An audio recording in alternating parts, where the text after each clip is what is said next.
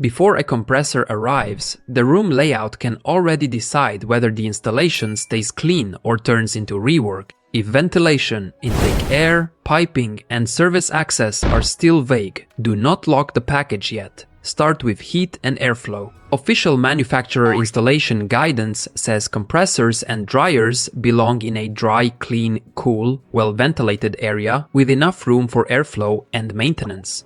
If outside air is ducted to the intake, the ducting has to resist corrosion, keep pressure loss low, and stop rain or snow from entering the machine. Atlas Copco's compressor room guidance makes the same point from the cooling side. Hot discharge air has to leave the room instead of circling back to the intake. So confirm where cool air enters, where hot air leaves, whether fan duty matches the heat load, and whether dust or winter exposure can contaminate the air path.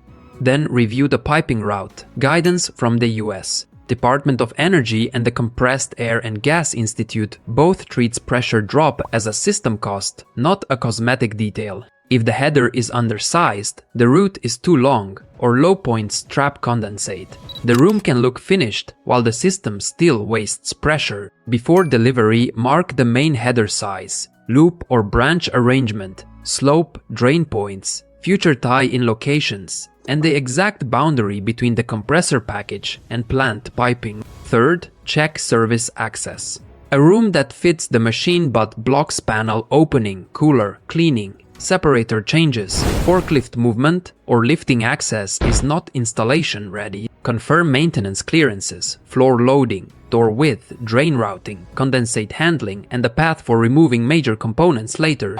The safe conclusion is simple. Before approval, write down 4 room checks. Record the ventilation path, the intake air condition, the piping layout, and the service access plan. Then add ambient temperature limits, contamination risks, drainage, and future expansion. That is enough to judge whether the room is ready for delivery or whether the site needs correction before equipment arrives.